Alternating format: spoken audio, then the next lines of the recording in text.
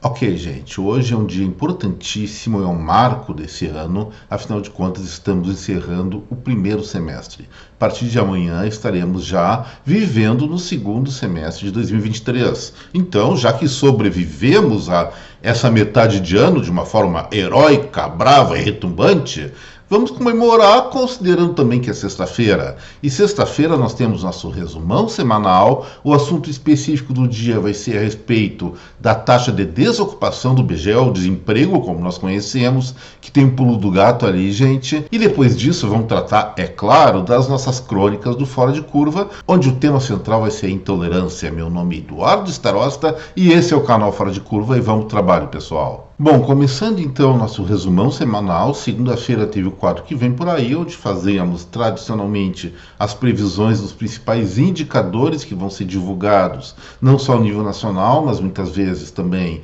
em termos globais na semana. Acertamos aqui em cheio a questão do CAGED, mas não fomos tão precisos no que diz respeito à prévia da inflação medida pelo IPCA 15 do IBGE. Já já vamos explicar isso. E nesse sentido, já na segunda-feira eu tinha antecipado que os preços brasileiros estavam em confusão. Nós temos entre maio e junho dois históricos completamente diferentes no que diz respeito a esse quesito. No início de maio, relembrando, a Petrobras nos trouxe uma boa notícia, que foi a redução do preço dos combustíveis, especialmente gasolina, a partir da refinaria. Isso influenciou, como eu falei na segunda-feira, os preços, lógico, em maio e no IPCA 15, porque o IPCA 15 mede a inflação da segunda quinzena de maio para a primeira quinzena de junho. Então, nós tínhamos sim preço mais baixo de gasolina, etanol e diesel naquele momento, só que na virada de maio para junho,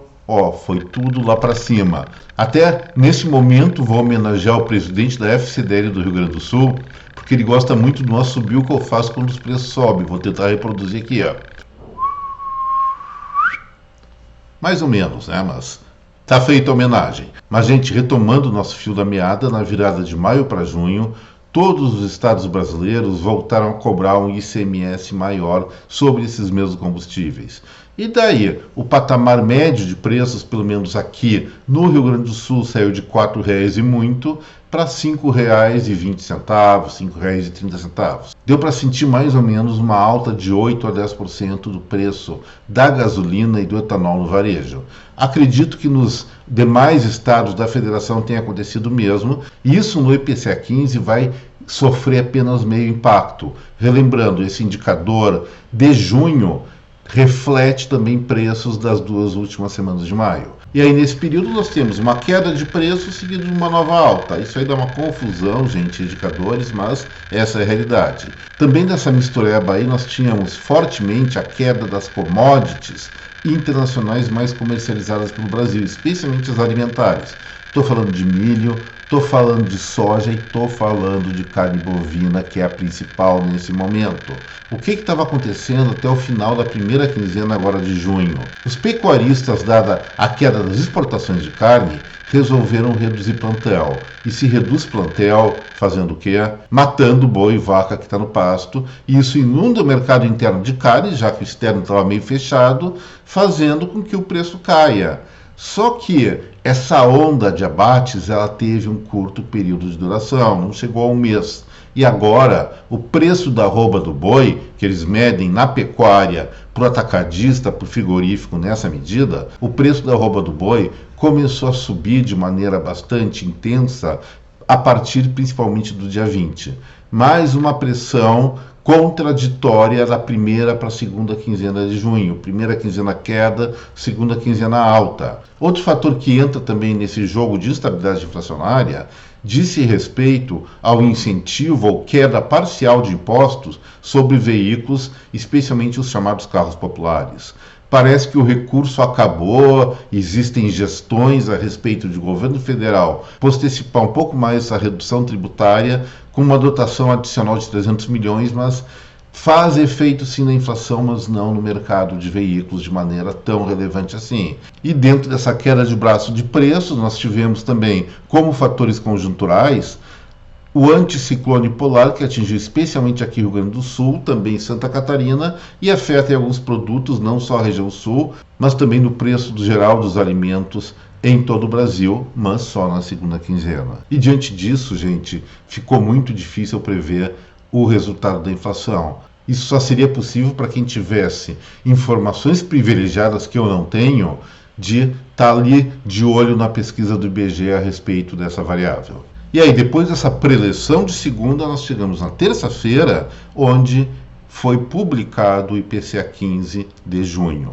com uma inflação de 0,04%, que é praticamente nada, vamos considerá-la zero, não subiu nem caiu os preços de uma maneira geral. Mas onde que foram as pressões de baixa para determinar um resultado tão neutro assim, vamos falar? Exatamente sobre o que nós havíamos conversado na segunda-feira. Instabilidade dos preços dos alimentos e também dos combustíveis. Alimentos foi a pressão das commodities, queda do preço das carnes, da soja, do milho e de alguns hortifrutigranjeiros que estavam na safra, mas ao mesmo tempo, na segunda quinzena e já prevendo o IPCA fechado de junho, nós temos sim uma pressão muito forte, especialmente da carne bovina, com sua recuperação, sua revalorização em função do final daquele ciclo de abate que eu falei para vocês. A carne vai ficar mais escassa aqui no Brasil e o preço tende a continuar subindo nas próximas semanas. Pelo lado dos combustíveis, como eu falei, metade do IPCA 15 de junho herdou dados positivos ou negativos, inflação em queda, dos combustíveis relativos a maio. Mas aí, junho, esse dado de queda do preço da Petrobras relativo a maio já não vai mais existir. Vai entrar o mês e vai fechar o mês com tributação mais elevada. Por falar nisso, se vocês não encheram o tanque ainda estão assistindo Fora de Curva na sexta, antes da meia-noite, é melhor encher o tanque, porque no dia 1º de julho, ou seja, amanhã, nova alta do preço dos combustíveis. Dessa vez não é culpa do ICMS, mas sim dos impostos federais. PIS e COFINS vão ter uma alíquota maior, especialmente para álcool e gasolina. Feita a dica, então o que nós temos? Agora em junho, no cômputo geral do mês, prevendo já o IPCA fechado, duas pressões que antes eram de queda, agora são de altas, quais sejam a alimentação, especialmente das carnes, também de alguns hortigranjeiros por conta das tempestades que ocorreram no sul do país, e pelo lado dos transportes temos o aumento tributário dos combustíveis, mas por outro lado um incentivo fiscal temporário que vai pesar na inflação de julho, não de junho, por conta daquela política governamental de apoiar quem compra carros abaixo de R$120 mil. Lembrando que os recursos federais para esse fim, se já não foram encerrados, já não acabaram, estão em fase de finalização. Já na quarta-feira, pessoal, me desculpe, mas eu falei com vocês, não teve Fora de Curva. O que aconteceu? Estava caminhando com a minha filha, resolvendo assuntos, lógico, do interesse dela, porque se é do meu interesse, ela não vai querer sair com o papai que é pagar mico, mas eu dei um passo meio mal dado, torci o joelho esquerdo e na hora de me equilibrar, acabei travando a coluna. Foi muita dor, tive que ficar de repouso, realmente peço desculpas, mas para não deixar os fora de curvenses órfãos, eu reeditei um vídeo que teve muita visualização uns 2 meses atrás, a respeito do que foi feito do metaverso. Tanto se falava nessa dinâmica de mundo virtual com as pessoas, cada um com seu avatar, lá em 2020, 2021, e de repente, a partir de 2022, especialmente agora em 2023, sumiu do mapa o tal do metaverso. E eu dou algumas explicações a respeito disso. Talvez a principal delas seja que o ser humano não é feito para viver, pelo menos somente dentro de máquinas. Ele gosta de viver, ele gosta de ser tribal, gosta de encontrar com as pessoas, tocar produtos, fazer, virar, namorar, fazer o que gosta. E realmente viver às custas ou atrás da tela do computador fingindo que está lidando com coisas de verdade, pode até distrair por alguns momentos, mas a nossa questão mais atávica, o nosso interior psicológico, os psicólogos e psiquiatras que me perdoem pela minha imprecisão das palavras, não aguenta muito tempo não ficar em tal isolamento. Vai lá para a rua para se divertir, encontrar gente e curtir a vida. E ontem, na quinta-feira, teve muito assunto. Eu tive que selecionar 4.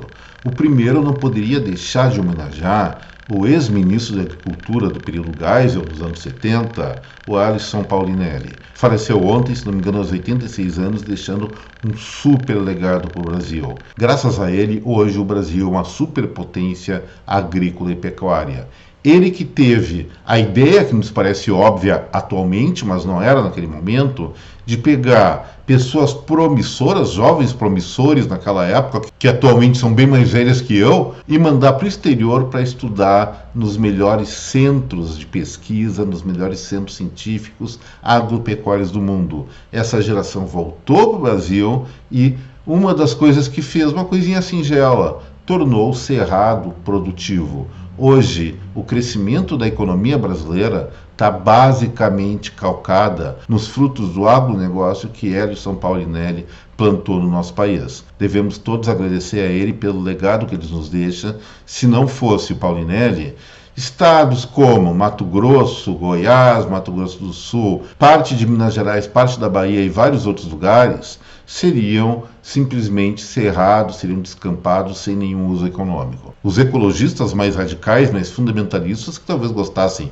do ambiente desses. Mas, para o crescimento de uma civilização, nós temos que saber plantar, temos que saber colher e temos que, principalmente, saber usar com inteligência os nossos recursos. Então, mais uma vez, parabéns, boa viagem, ministro Paulinelli. Também na quinta-feira ontem eu analisei os dados que foram divulgados pelo CAGED a respeito do emprego, das contratações e demissões no Brasil. Houve um saldo positivo sim, mas esse saldo positivo ele vem sendo reduzido gradativamente, paulatinamente, mês a mês, e maio não foi exceção. O número de postos de trabalho, o saldo de postos de trabalho gerados em maio agora de 2023 foi em torno de 40% inferior ao mesmo período de 2022.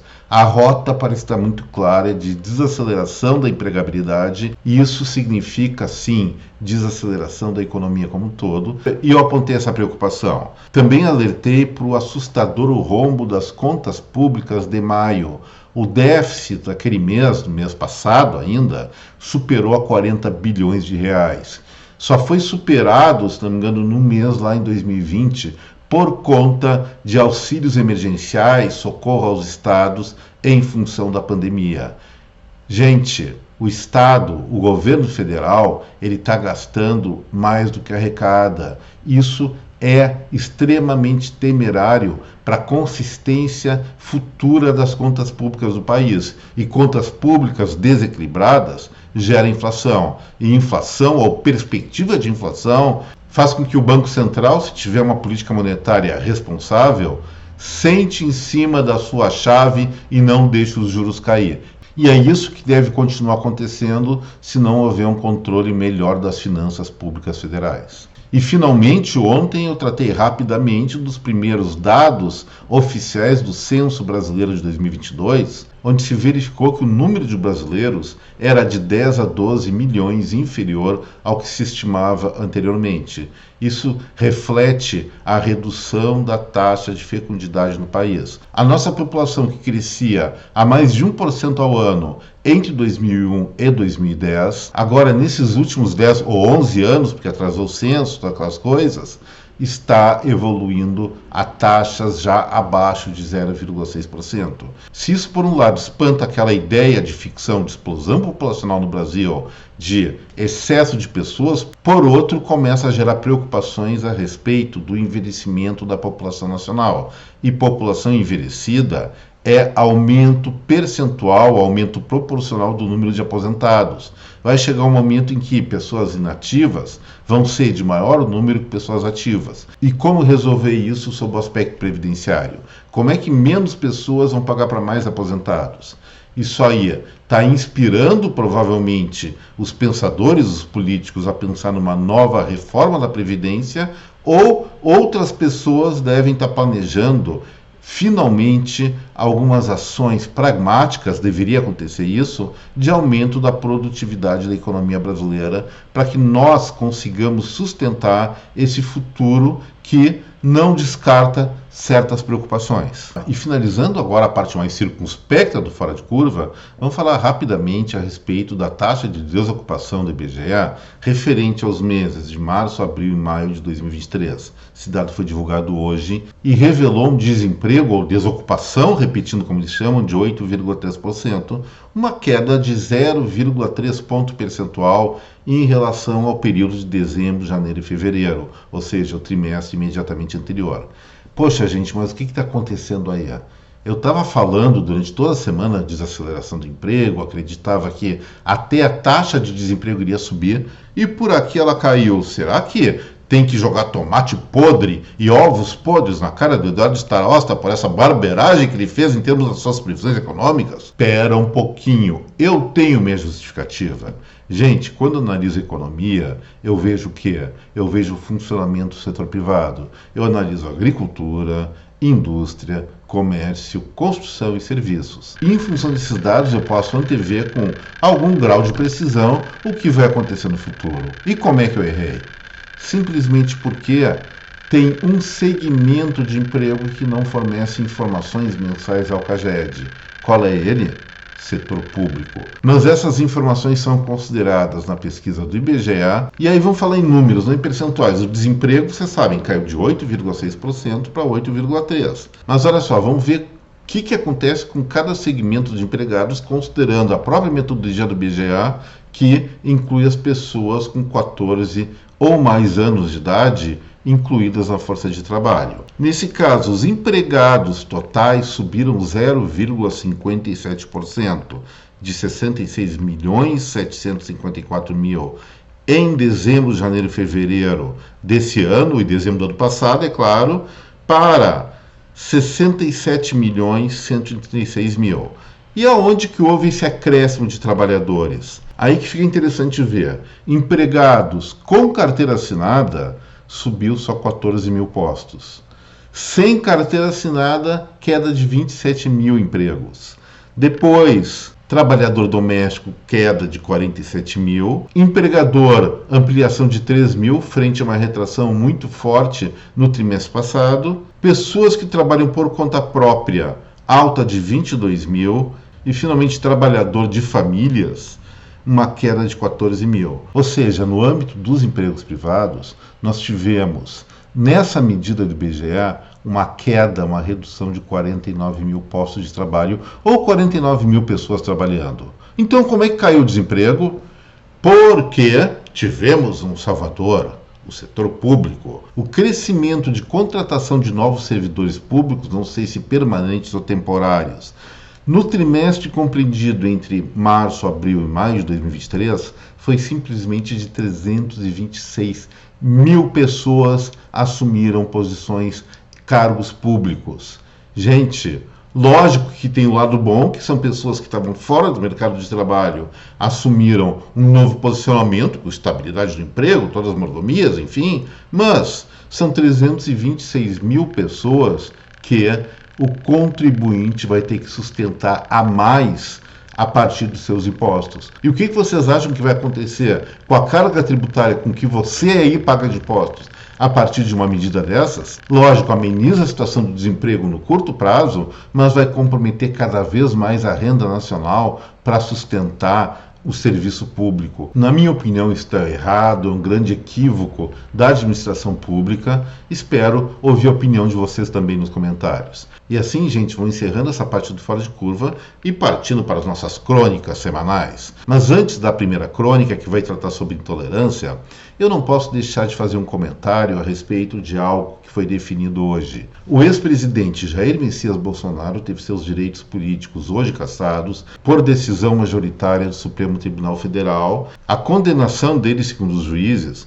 foi por abuso de poder político e uso indevido dos meios de comunicação. e a teórica materialidade da acusação que justificou essa condenação foi um evento que o ex-presidente promoveu no Palácio da Alvorada, junto a embaixadores de vários países, onde ele simplesmente deu sua opinião, seu posicionamento a respeito do que ele achava das urnas eletrônicas do Brasil, porque queria aquele voto impresso também junto com o eletrônico. Foi esse o fator que tirou os direitos políticos do ex-presidente. Não sei se isso aí tecnicamente é relevante, é certo ou não, mas me parece, na eventualidade da culpa, muito pouco para caçar os direitos políticos de maneira tão drástica assim. E agora, o jogo segue adiante, gente, deve ter algumas outras decorrências dessa questão política, jurídica da atualidade, mas vamos deixar o futuro nos dar as respostas a respeito disso. Agora começa, assim, oficialmente, as crônicas do Fora de Curva, e como eu falei na introdução, vai tratar sobre intolerância. E qual vai ser a primeira intolerância que vai ser alvo da nossa análise estritamente irresponsável a respeito dos fatos que atingem a vida das pessoas ao redor do mundo? De uma moça nos Estados Unidos, o nome dela é bem complicado, é Hafsa Abdur Rahman, de 17 aninhos, estava se formando na Philadelphia School of Girls. O que aconteceu? Cerimônia de formatura, as meninas todas lá, já que a escola of Girls, Girls é meninas em inglês, isso eu aprendi, elas sonhando com futuro, universidade, outras coisas, alegria geral, os pais, irmãos, primos, vó, tio, papagaio, cachorro, tudo na plateia. Só que essa escola tinha alguns padrões rígidos de comportamento. E dentro desses padrões, as pessoas teriam que ser discretas na hora em que a estudante fosse receber seu diploma. E essa menina, a Hafsa, ela estava tão feliz, que na hora que se levantou para pegar o seu canudo, ela ensaiou um passinho de dança no caminho, provocando uma risada geral, uma risada de alegria, não foi de ironia. O que a diretora da escola fez?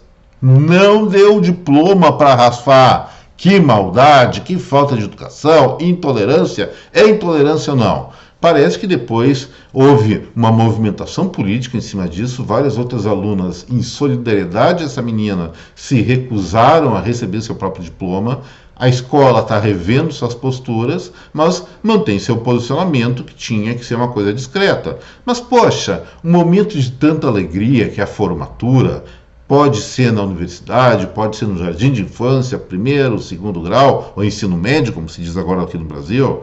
A menina não pode fazer uma festinha? Essa diretora deve ser colocada no ranking mundial das intolerâncias mais bobalhonas que existiram nesse mundo. E ainda nos Estados Unidos, teve uma outra moça que foi presa dentro de um avião. Parece que isso está sendo comum aqui no Fora de Curva.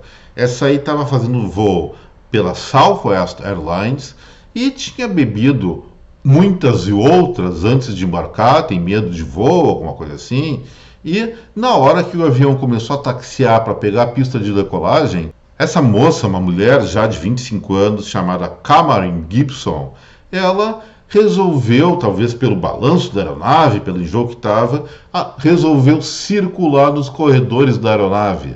A comissária de bordo, de uma forma aparentemente mal educada, vamos prestigiar um pouco a situação da Cameron, mandou ela se sentar e não foi obedecida. E aí começou a arrancar rabo, sopapo para um lado, catiripapo para outro, biaba na orelha do comandante. Enfim, aquela confusão que tiveram que chamar a polícia para algemar a tadinha da senhorita Gibson, colocando ela também em uma cadeira de roda para conseguir tirá-la do avião.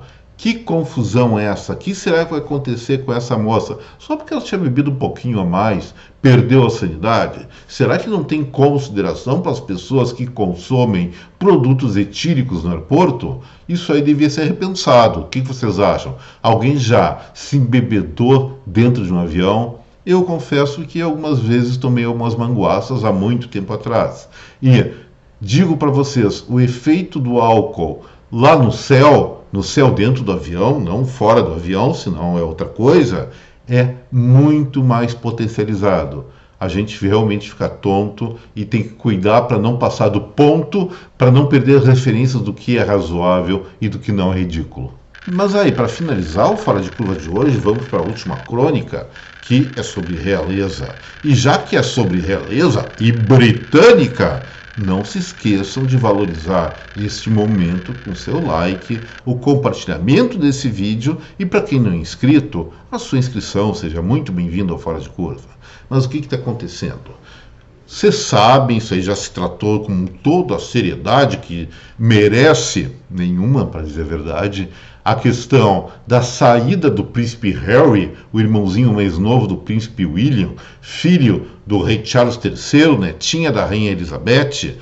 Ele saiu do Reino Unido porque resolveu se casar com uma menina norte-americana muito bonita, por sinal, mas que parece ser uma barraqueira de primeira. E daí, nessa questão de barraquice, o casal Harry e Meghan foram, por demais especialistas, fizeram um livro de fofocas que vendeu milhões e milhões de exemplares e está custeando a vida saborosa, confortável dessa dupla lá nos Estados Unidos.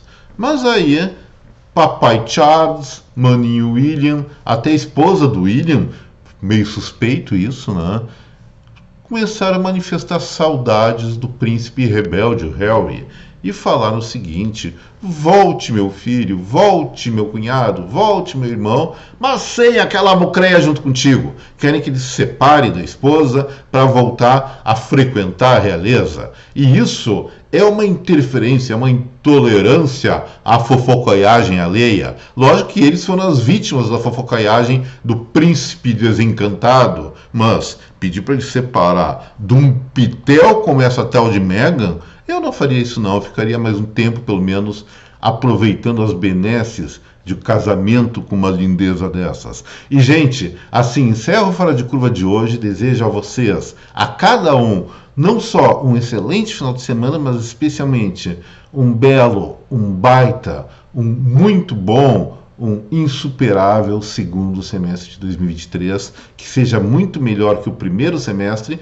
e, claro, muito pior do que o que vem por aí em 2024, porque nós devemos estar sempre querendo melhorar, querendo progredir.